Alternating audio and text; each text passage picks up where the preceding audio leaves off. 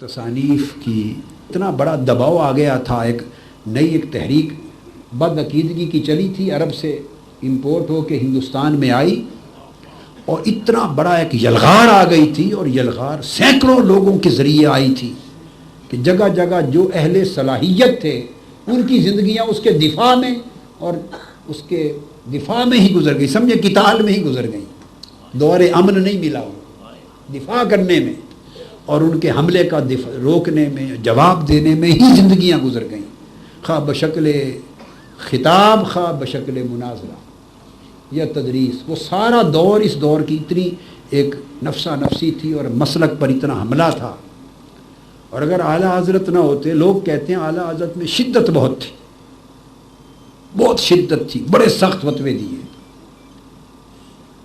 میں ایک ایسا شخص یہ بات کر رہا ہوں جس کے مزاج میں آپ دیکھتے ہیں شدت ہے یا نہیں ہے، ایک ایسا شخص کہہ رہا ہے جس کی اپنی طبیعت میں شدت نہیں اور اپنے فتویٰ میں شدت نہیں ہے، اعتدال ہے، نرمی ہے، بڑی گنجائش ہے، وہ شخص کہہ رہا ہے۔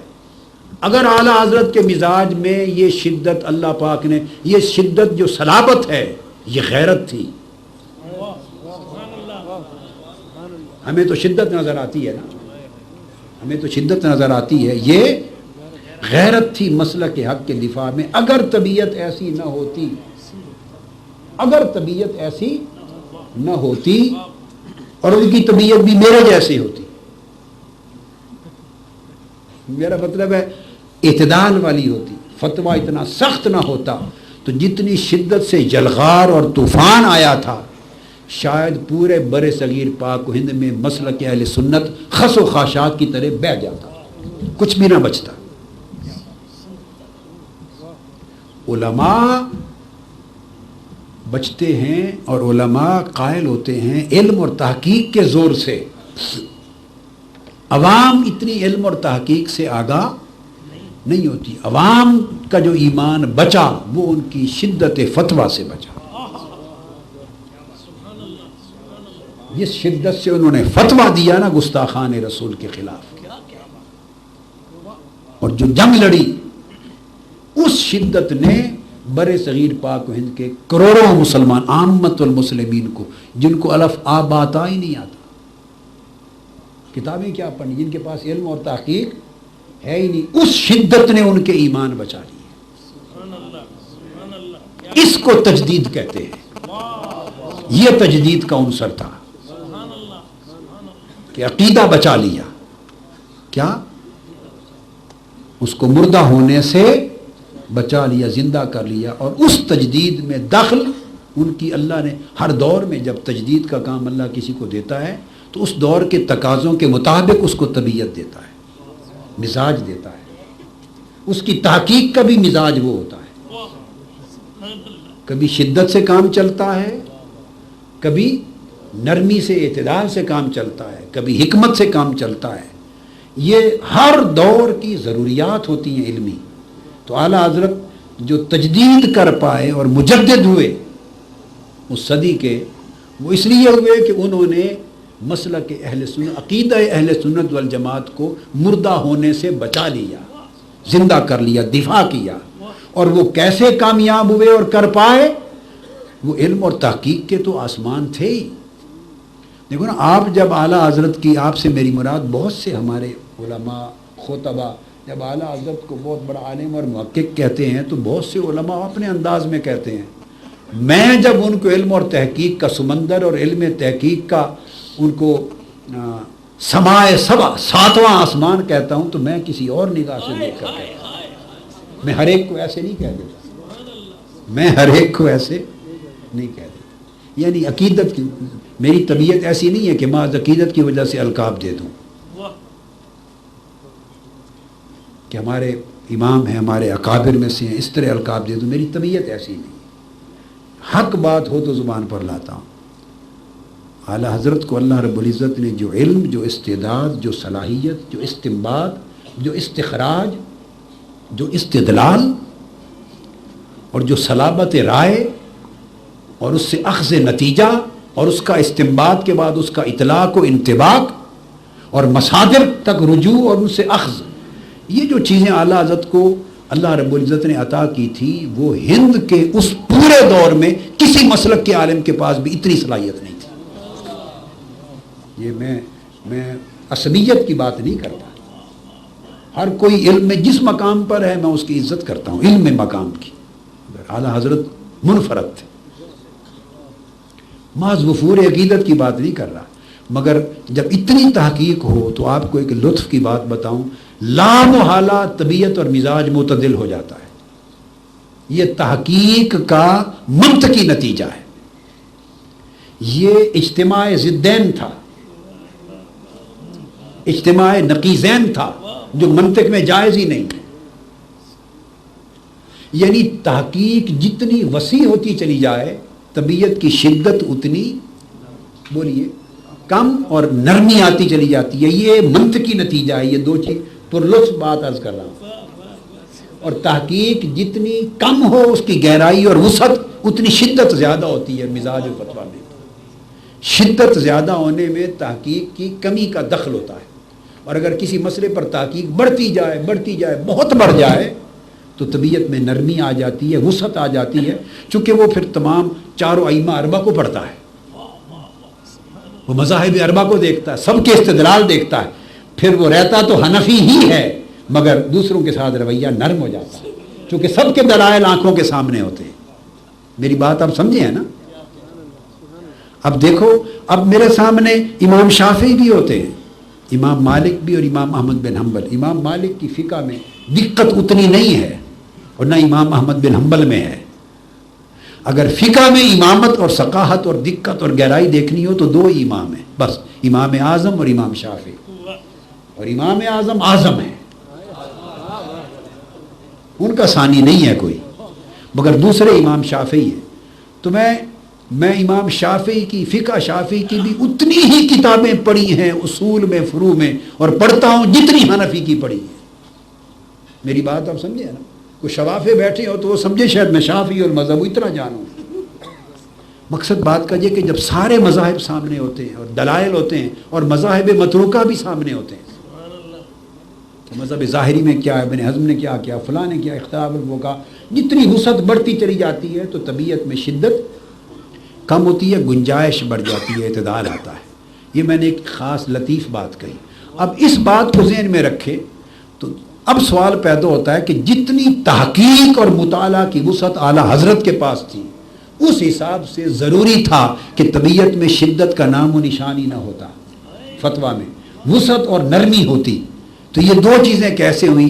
بس یہ نقطہ، اسی کا نام تجدید تھا۔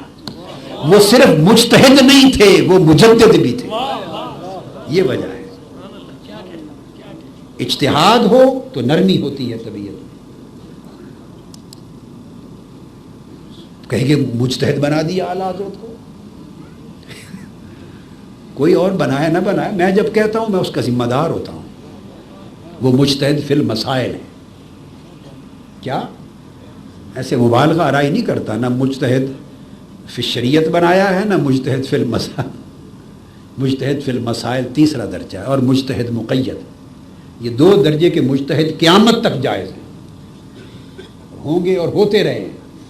یہ امام مرغینانی بڑی بڑی کتابوں کے مصنفین اس تیسرے اور چوتھے درجے کے مجتہد ہی تو ہوئے ہیں۔ ابن حمام سے لے کر صاحب فتح القدیر سے لے کر وہ پہلا دور گیا جس میں صرف امام اعظم امام شافعی مجتہد فی الشرع ہے، شریعت میں، اور ان کے تلامذہ اور پہلے دو تین ادوار کے لوگ مجتہد فی المذہب ہیں، آگے فی المسائل مقید ہوئے۔ تو اعلیٰ حضرت کی جو تحقیق ہے میں ان کو مجتہد فی المسائل سمجھتا ہوں، تیسرے درجے میں، چوتھے میں بھی نہیں، اس سے بھی اونچا۔ تو ایک طرف تحقیق کا یہ عالم اور دوسری طرف شدت کا یہ عالم کہ ان جتنا شدید فتویٰ ہندوستان میں کسی کے پاس نہیں تھا، اتنا شدت کا فتویٰ کسی کا نہیں تھا۔ اب یہ دونوں میں تطبیق کیسے ہوگی؟ وہ جو میری سمجھ میں آئی ہے وہ بات بتاتا ہوں کہ ان کے ذمے فقط علم نہیں لگایا گیا تھا، ان کے ذمے ایک مسلک حق کا دفاع تھا بہت بڑے حملے کے مقابلے میں، اور بند اگر کچی مٹی کا بنایا جائے تو بہہ جاتا ہے، جب روکنا ہو سیلاب سے تو جتنا سخت سے سخت طاقتور بند بنائیں تب رکتا ہے۔ وہ جو شدت تھی وہ بند کی شدت تھی۔ اس سیلاب کو روکنے کے لیے، سیلاب کو روکنے کے لیے کہ عرب سے ایک عقیدہ چلا اور یہاں ایک دو نہیں، بڑی کثرت کے ساتھ علماء ہند نے اس کو اپنایا، بہت بڑا دارالعلوم بنا۔ یہ دارالعلوم پہلے بنا ہے، وہ دارالعلوم پہلے بنا، ایک پورا تسلسل بنا، بڑی کثرت کے ساتھ علماء پورے ہند سے جمع ہوئے، اصحاب اہل تصنیف ہوئے، بڑی بڑی کتابیں، تصانیف، علمی کام، حواشی، شروع، سب کچھ کیا، صاحبان فتویٰ، صاحبان علم، صاحبان قول، صاحبان تصنیف ہوئے، معتبر لوگ تھے پورے ہندوستان میں علم میں، اور کثیر تعداد میں پھر ان کے تلامذہ، اور آگے سلسلہ چلا، اتنا بڑا ایک یکلخت ایک مسلک کو جو اٹھا نیا، اس کو تقویت دینے کے لیے اتنے تکڑے تکڑے لوگ اور کثیر تعداد میں تھے کہ اس کا جواب اور دفاع اگر نرمی طبیعت سے کیا جاتا تو اہل علم کچھ بچ جاتے، عامت المسلمین میں ہند میں مسلک مٹی کی طرح بہہ جاتا۔ یہ جو مسلک بچ گیا اور ہر جگہ مصطفیٰ جان رحمت پہ لاکھوں سلام کی گونج ہے، یہ ہے ان کی اس شدت کی برکت۔ اور یہ برکت شدت کیوں تھی؟ یہ حکمت تجدید تھی کہ ان کی تجدید ان کے ذمے یہ تھی کہ اس خطے میں اس مسلک کو بچانا ہے، عقیدہ حق کو بچانا ہے، سواد اعظم کے عقیدے کو، اور وہ بچانے کے دو ہی راستے تھے، علم اور تحقیق بھی تھا اور شدت و صلابت بھی تھی۔ آج کئی لوگ صرف ایسے بس شدت ہی شدت سمجھتے ہیں، وہ شدت کی جو حکمت ہے وہ نہیں جانتے۔ اگر یہ نہ ہوتی تو یہ بڑی باعث برکت تھی۔ ہر کوئی عام آدمی شدت اختیار کرے تو وہ نقصان دہ ہوتی ہے، مگر جس کو اللہ نے مجدد بنا کے بھیجا ہو تو وہ اس کو پتہ ہے کہ حکمت اس کو اللہ دیتا ہے کہ کیا حکمت ہے۔ اس میں عشق رسول کا عنصر بھی تھا، پھر ادب رسول ہے، پھر گستاخی رسول کو روکنا ہے، اور گستاخی کو روکنا شدت کے بغیر نہیں ہوتا۔ گستاخی نرم باتوں سے نہیں ہوتی، شاعرانہ باتوں سے۔ گستاخی نرم شاعرانہ باتوں سے، لطیف باتوں سے نہیں ہوتی۔ گستاخی سب سے بڑا کثیف جرم ہے، غلیظ جرم ہے، اور غلیظ، اغلظ اور اکثر جرم کو روکا جائے الطف لطیف شے سے، وہ نہیں، اس کے لیے شدت چاہیے، غصہ چاہیے۔ اس لیے علامہ ابن تیمیہ شخص نے بھی گستاخ رسول پر کتاب لکھی تو اس کتاب کا نام بھی رکھا الصارم المسلول، تیز دھار والی تلوار۔ کسی نرم نام سے کتاب نہیں لکھی، کیا نرم نام سے کتاب، چونکہ گستاخ حکمت مختلف ہے، کیا دور بدل گیا، صدی بدل گئی، اب حکمت مختلف ہے، اب تحریک منہاج القرآن خود الصارم المسلول ہے۔ یہ گستاخ رسول کے اوپر تیز دھار تلوار ہے، اور انشاءاللہ جب تک اللہ پاک نے ہمیں زندہ رکھا، ہم زندگی کی آخری سانس تک ہر عقیدے کا وہ گوشہ جو حضور کی گستاخی ہو یا گستاخی کی طرف لے جائے، اس کی 7ویں زمین تک بھی چھپی ہوئی جڑ کو کاٹتے رہیں۔ جہاد ہمارا بھی وہی ہے، بس اسلحہ تبدیل کیا ہے۔ کیا کوئی تلوار سے لڑتا ہے، کوئی بندوق سے لڑتا ہے، کوئی الیکٹرانک دور سے بیٹھ کر کمپیوٹر کے ذریعے نظر ہی نہیں آتا تو بس دور سے ہی حملہ کر دیتا، اڑا دیتا ہے۔ آپ سمجھ گئے؟ تو یہ اسلحہ بدلا ہے، اور یہ کہ حضور کی امت میں گستاخی کا عقیدہ انشاءاللہ نہیں چھوڑ، قرآن اور حدیث سے دلائل کہ وہ سمندر انشاءاللہ امت کو اور اس مسلک اہل سنت کو مل جائیں گے انشاءاللہ تعالیٰ، کہ کوئی سر نہیں، اب بھی اٹھانے کے قابل کوئی نہیں رہا، اتنا کچھ ہو گیا مگر کوئی نہیں اٹھائے گا۔ اس لیے میں نے آپ کو بتایا کہ 25,000 احادیث کا ذخیرہ عرفان السنہ، کیا وہ تیار کیا ہے۔ اب یہ دیکھا آپ نے، یہ ایک رسالہ لکھا تھا کسی نے، کتاب التوحید، کیا ایک رسالہ لکھا تھا، بولیے، کتاب التوحید، 3 صدیاں گزر گئیں، 2-3 صدیاں گزر گئی، تو اور انداز کے ساتھ کام ہوئے، مگر وہ جو کچھ توحید کے تصور کو مسخ کر دیا گیا اور توحید کے نام پر جو عقیدہ امت میں پھیلا دیا گیا، اس کا مواخذہ ابھی تک ادھار تھا، اس کا مواخذہ اور اس توحید کے چہرے کو نکھارنا ادار تھا۔ الحمدللہ تعالی یہ اب 1800 صفحے، تقریباً 2000 کے قریب صفحات کی 2 جلدوں پر مشتمل کتاب التوحید مکمل ہو گئی۔ آپ کو ایک جلد ابھی رمضان المبارک میں آ گئی تھی کتاب التوحید، آپ کے پاس ہے کئیوں کے پاس؟ آج ابھی پریس سے اس کی جلد 2 آ گئی ہے پوری۔ اب یہ 2 جلدوں پر صرف کتاب التوحید ہے۔ میں آپ کو ایک بات بتا دوں کہ عقائد پر کوئی کتاب زندگی پر بھی آپ کے ہاتھ میں نہ ہو، ٹچ بھی نہ کریں، کھول کے بھی نہ دیکھیں، 2 جلدوں کی کتاب التوحید اگر آپ کے پاس ہے، تا عمر کسی میدان میں آپ شکست نہیں کھا سکتے۔ شکست تو کیا، کوئی گفتگو میں دلیل میں آپ کے سامنے ٹک نہیں سکے گا۔ صرف ایک کتاب، کتاب التوحید۔